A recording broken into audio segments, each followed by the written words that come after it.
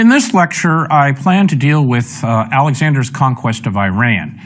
And that's in a rather extended use of the term because ancient Iran would have embraced most of what is today modern Afghanistan, Turkmenistan, Tajikistan, those republics that were once part of the Soviet Union. Furthermore, in the Central Asiatic regions, today the desert and steppes of Central Asia, the people dwelling there spoke Iranian languages rather than Turkish languages. Turkish speakers arrived in the early Middle Ages. So Iran, in its greatest sense, meant not only the modern area of Iran, but a good deal of what is today Central Asia. It was a daunting task. And I last concluded with Alexander in control of the great cities of Persia proper, that is today southwestern Iran, and ready to move out in early 330 BC to capture King Darius. The capture of Darius III would end the war. Alexander already had the family of Darius, and some of the leading Persian nobles were beginning to come over to Alexander's side. Darius was attempting to organize an army at the city of Ecbatana, which is today more or less modern Hamadan, a great caravan center in northwestern Iran, and well known for its famous mosques in the early modern period. However, Darius was really short of money. He had perhaps at most 4,000 Greek hoplite mercenaries who were devoted to his cause. These are men who had been in his service for many years. But he depended on those nobles from the upper satrapies, that is, from what is today Central Asia, Bactria and Sogdiana, led by Bessus, the satrap of Bactria, because they had most of the military forces at this point. Bessus alone commanded some 3,300 cataphracti, and he pretty much was calling the shots along with several other senior aristocrats. Alexander moved swiftly. He sent out advanced work teams and engineers literally to cut paths in the ice across the formidable mountain ranges that divide Iran from Mesopotamia to give him a clear route to Ecbatana. And he set off with the usual strike force, a force that became quite common in the later campaigns. And that was a force that composed of the cavalry, the companion cavalry, several of the light cavalry units, the Agrianians, archers, select regiments of the phalanx, and the hypacipists. And this was generally a strike force of some 15,000 men. They were all the best and strongest of the Macedonian army, and they could move faster than the rest of the army. He moved over that prepared position, literally when there was still ice on the ground. Behind him followed the main army with Parmenio, and that included some 180,000 talents worth of gold and silver being conveyed by mules and camels. I think 5,000 camels and 20,000 mules were pressed into service, and essentially the Macedonian court, which went at a slower pace. Alexander reached Ecbatana at record time, but he missed Darius III. Darius had been alerted to the movement. He was very surprised. He fled east along the caravan routes just south of the Caspian Sea. He went with his Greek mercenaries and those of the cavalry forces he had collected, but he really had no army to oppose Alex, not even Alex's strike force.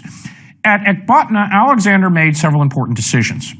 First, Parmenio was probably in his mid to late 60s at this point, and Alexander turned over to Parmenio the great treasury and a military force of great size. It's still hard to know how many forces. Some would argue as many as 15 to 20,000 men, largely mercenaries and other men who were pensioned off because they really weren't fit for the campaigns to the east.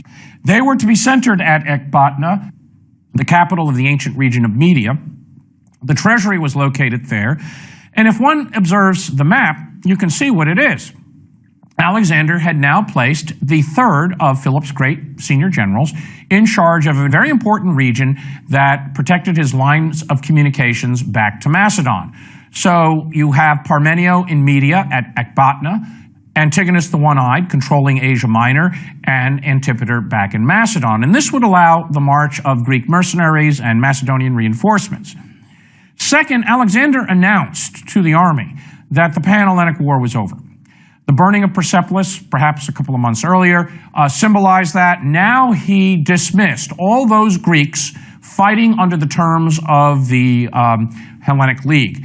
This included the Thessalian cavalry, some 2,000 men, who were essentially regarded as the equivalent of the companions and they had to be replaced with other cavalry forces, and Alexander in the next several years reorganized his whole cavalry formation along new lines. Some of the Greek mercenaries signed up, some of the Greek allies signed up as mercenaries. Some of them went home, they were well paid, they were discharged, and the Thessalians all made it back home, where some of them later joined in the Lamian War against Alex. The Greeks back home were really taken aback by all of this news, and Diodorus Siculus, and it's useful sometimes to turn to this account, Diodorus Siculus, writing in the 1st century BC, had access to sources that saw the whole career of Alexander from the Greek and Persian perspective. And as a notice as to what the impact of the Battle of Arbela had, or the Battle of Gaugamela, and also Alexander's burning of Persepolis and the dismissal of his Greek allies, is driven home by an excerpt that I wish to read. In this year, word was brought to Greece, this is in 330 BC, about the battle near Arbela, that's Gaugamela, and many of the cities became alarmed at the growth of Macedonian power and decided that they would strike for their freedom while the Persian cause was still alive. They expected that Darius would help them and send them much money so that they could gather great armies of mercenaries. You notice the Greek city-states are no longer thinking in terms of citizen armies, while Alexander would not be able to divide his forces. If, on the other hand, they watched idly while the Persians were utterly defeated, the Greeks would be isolated and never again be able to think of recovering their freedom.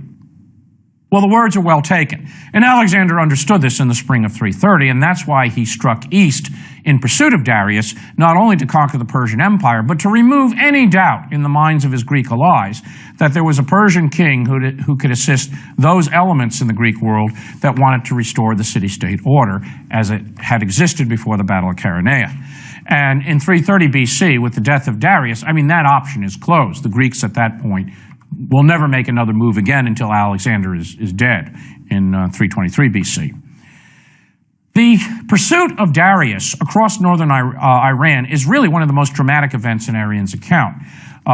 There are very detailed information. There is very detailed information on the route of that pursuit, and Alexander divided his forces into essentially 3 columns. There were the forces with Parmenio that included the siege train, many of the mercenaries and the treasury, and some of those forces later rejoined Alexander. There was a large force put under the command of Craterus. I've mentioned him before.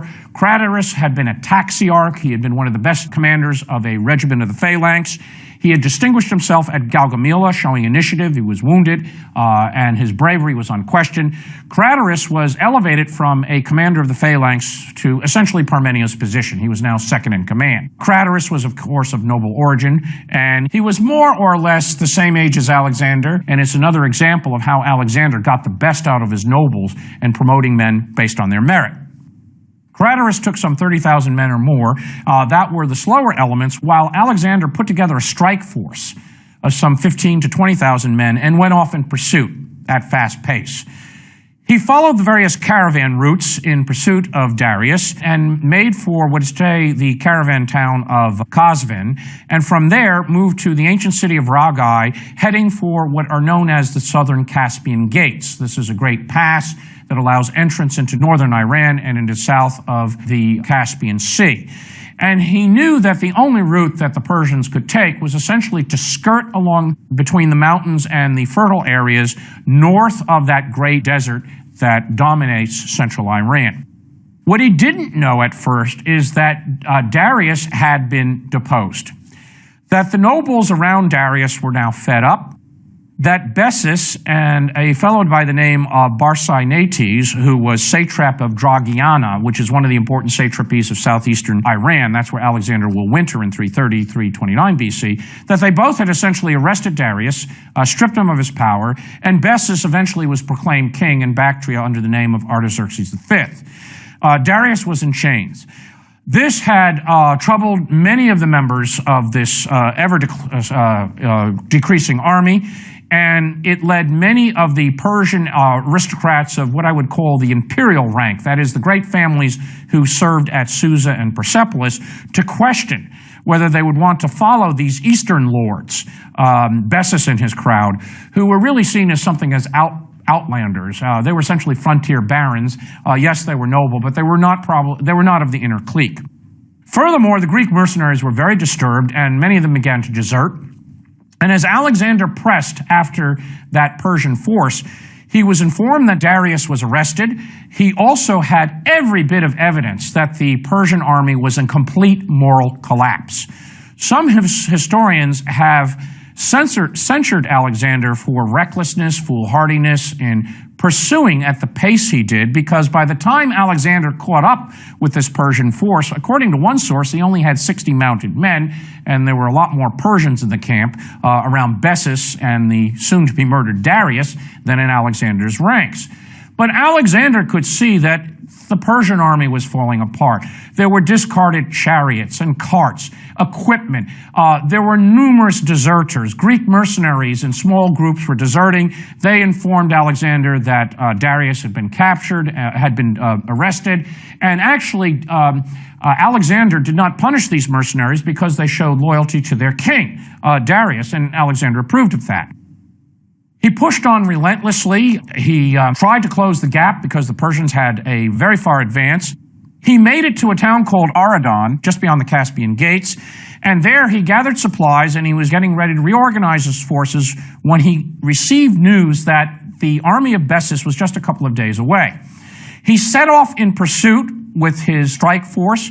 According to Arrian, he covered some 35 miles in 24 hours by traveling at night, rested his army, and then was informed by more deserters that Bessus was now some 40 to 45 miles away, and this is where he found that dry riverbed and covered nearly 45 miles in the course of an evening march. He had essentially 500 mounted infantrymen, of whom only about 60 were with him, and sometime in mid-July of 330 BC, Alexander at dawn popped up over a hill, found the Persian camp, and charged. It was audacity and surprise that delivered him victory. Bessus and his friends scattered immediately. Darius was slain so he wouldn't fall into Alexander's hands. It was a stunning pursuit, and the distances and speeds attained by Alexander were never to be exceeded again by armies really until the Napoleonic Age. But again, these were special strike forces moving at rapid speed. The capture of that camp had the effect expected.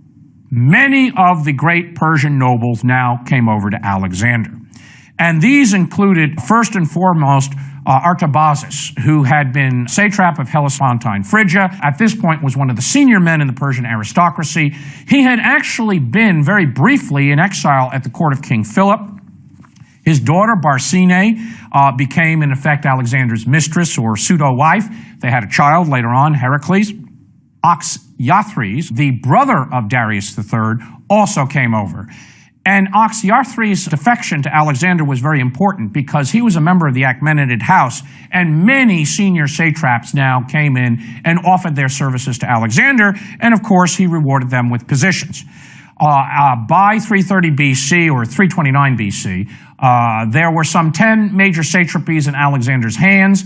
5 of them were staffed by senior Persians who essentially took over the civil administration. At that point, Alexander had a lot more legitimacy than did Bessus. The death of Darius, by some, has been argued as really an advantage for Alexander, that he would have been embarrassed if he had captured the great king. I mean, what do you do with Darius III? Especially if Darius had beseeched Alexander as a suppliant, that is, had asked for mercy. And I think that Alexander probably would have treated Darius quite courteously. In later antiquity, there was always a delightful exercise for schoolboys, which in effect said that, well, Alexander didn't find Darius dead, he was dying, and recreate a conversation between Alex and Darius on the nature of human fortune or of kingship or a number of different subjects, because Darius was seen in many ways as a noble king. I would like to read the assessment that Arrian gives on Darius, and it's a rather mixed picture, and it shows some of Arrian's prejudices as a Roman senator rather than as a Greek writer, because he sees Darius's heirs, the so-called Parthian kings, as Rome's enemies, so you have to filter a bit of that through this. But this is what Arrian states about Darius's career. Such was the end of Darius. He died in July during the archonship of Aristophon in Athens. That's our year of 330 BC. In military matters, he was the feeblest and most incompetent of men. In other spheres of his conduct appears to have been moderate and decent, though the truth may well be that as his accession to the throne coincided with the declaration of war by Macedon and Greece, he had no opportunity to play the tyrant. And this is some of the Greek and Roman prejudices coming through about Eastern kings. In the circumstances, being himself in greater peril than his subjects, he could hardly have treated them with the usual cruelty of an Oriental despot. A little bit of editorializing by Arrian, even had he wished to do so. His life was an unbroken series of disasters from the moment of his accession to the throne. He was immediately faced by the defeat of his satraps and their mounted troops on the Granicus.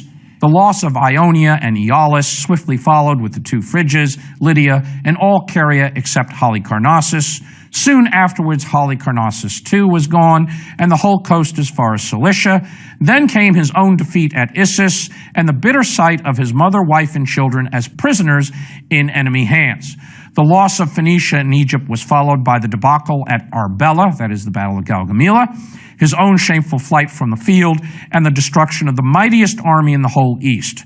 Then a homeless fugitive in the land he once ruled, ruthlessly betrayed by his own guards, a monarch in chains, contemptuously smuggled away from the scene of his former glory. He was finally murdered by the treachery of those most bound in duty to serve him. Such was the unhappy life of Darius. Dead, he was more fortunate, for he was buried in the royal tomb. His children were given by Alexander the same upbringing and education they would have had if he had still been king, and his daughter became Alexander's wife. He was about 50 when he died. A fitting testimony to Darius, and also an indication that Arrian understood clearly what that murder meant. It gave legitimacy to Alexander, and in many ways turned Bessus into a rebel. Alexander appreciated this fact, and in the course of 330 and 329 BC, he received many important submissions from the Persian nobility. He knew now that his next task was to defeat Bessus. The Macedonian army perhaps was a bit disappointed. They would have thought that the death or the capture of Darius would have ended the war. However, the events, the way they played out in 330 BC, meant that Iran, which is today Iran and Afghanistan essentially, fell to Alexander's army within a year. No small achievement. In late summer of 330 BC, Alexander reunited most of his forces at a city called Susia, which is today the modern city of Tuz in Iran.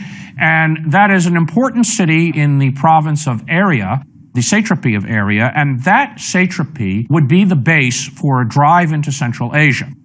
The satrap of that area, a man named Sati Barzanes, came over to Alexander. He submitted. He later rebelled in the year and had to be defeated and slain by a secondary column. But initially, Alexander thought by securing Aria and its neighboring satrapy to the north, Margiana, especially its city, which is today the modern city of Merv, that he had control of key caravan cities from which he could launch a strike across the Karakum Desert into Central Asia and hit Sogdiana, which is essentially the base of Bessus, Sogdiana and Bactria, which is today Central Asia, parts of Afghanistan, Tajikistan, and end the war, capture Bessus and end the war in 330 BC.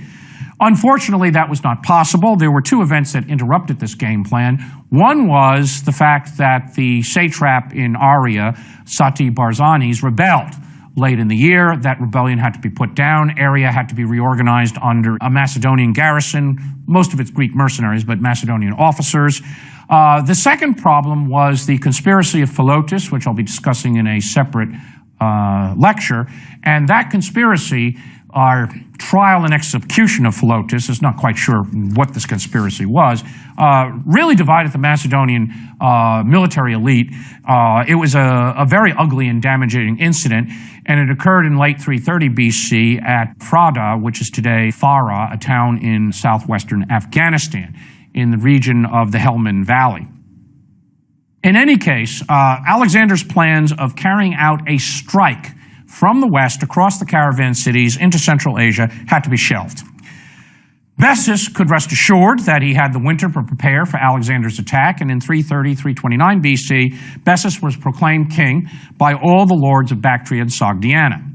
He also made contact with the various nomadic tribes, loosely called Scythians. These are people who dwelled to the north and to the west of Sogdiana. They are in the desert and arid zones. They go by a number of names: Sakai, Dahai, Masagitai.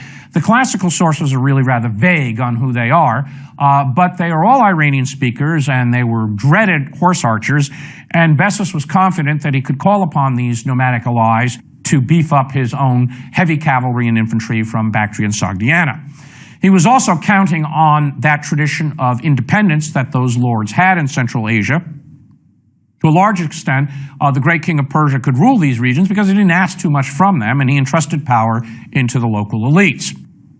Alexander had to defeat Bessus. It was a challenge that could not go unmatched.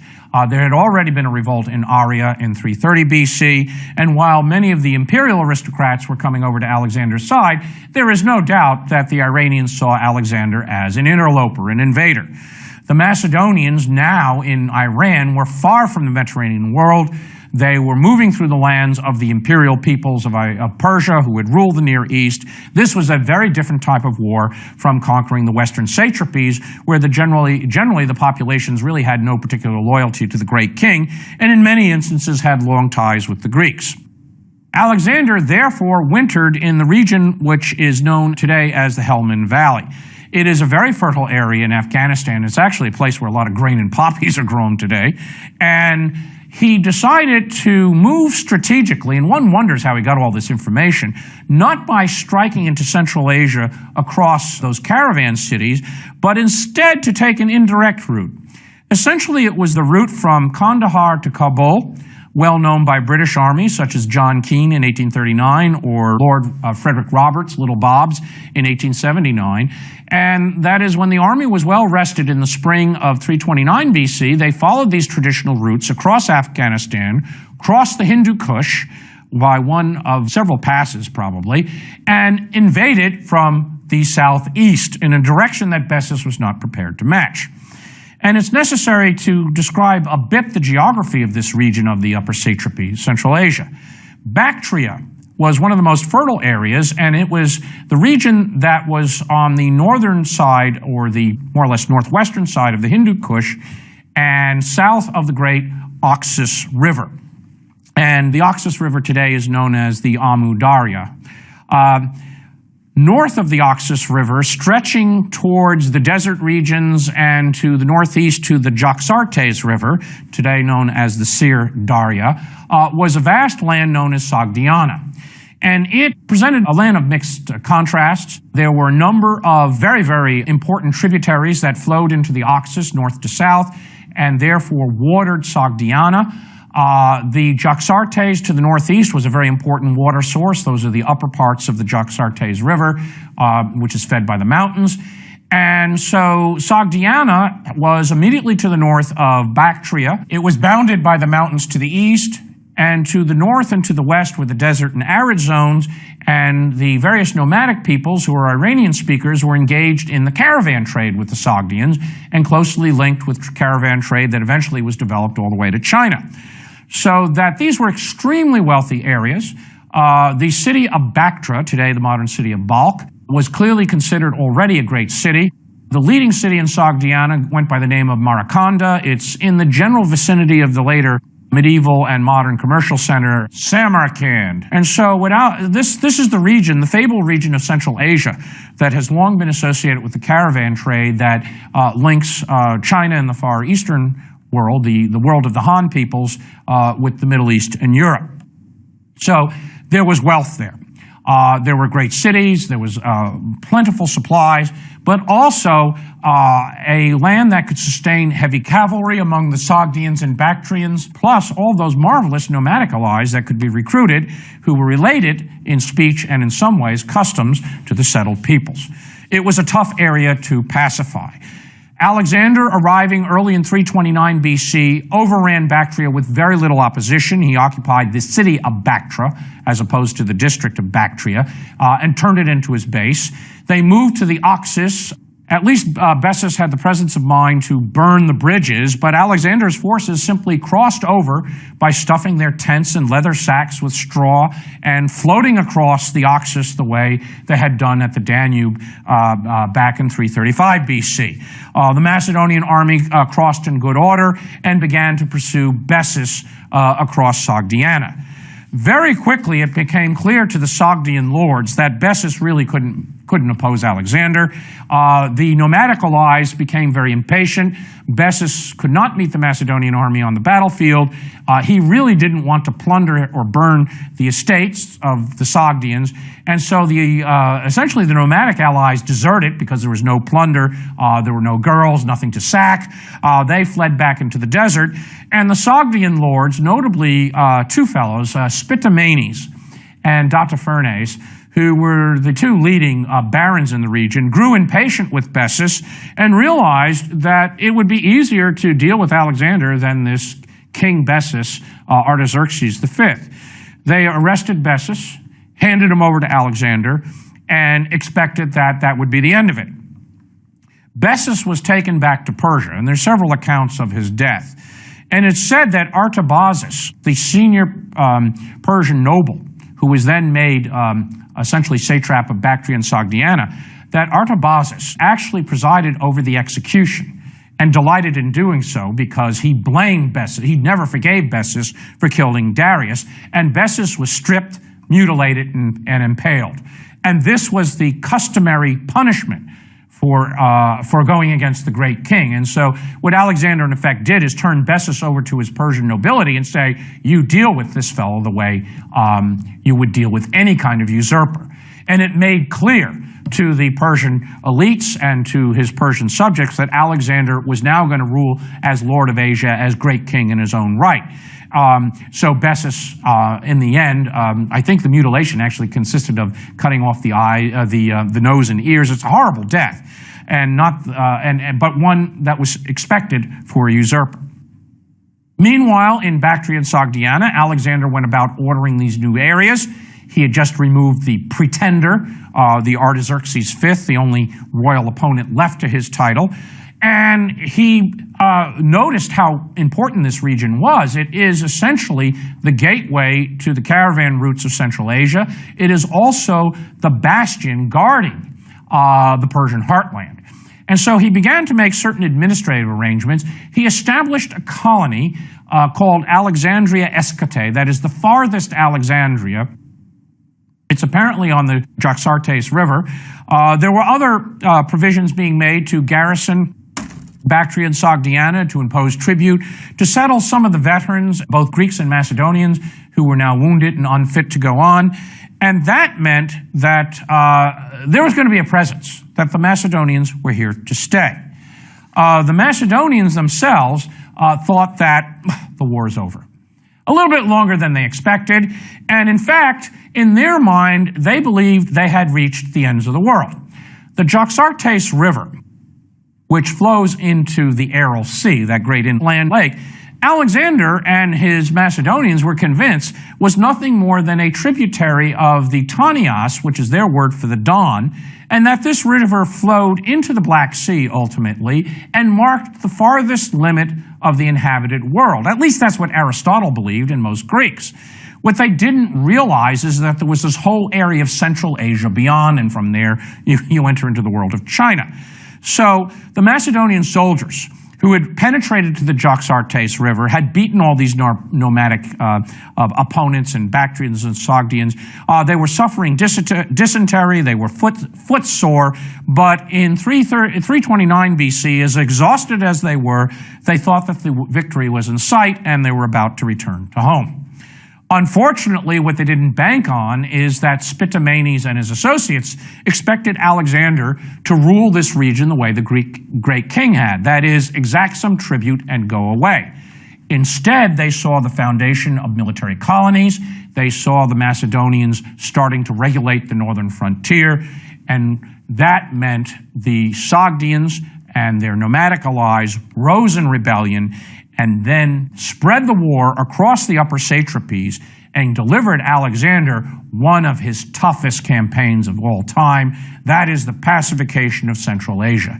And it would take some 2.5 years for Alexander to bring these regions under control and establish his position as great king of the East.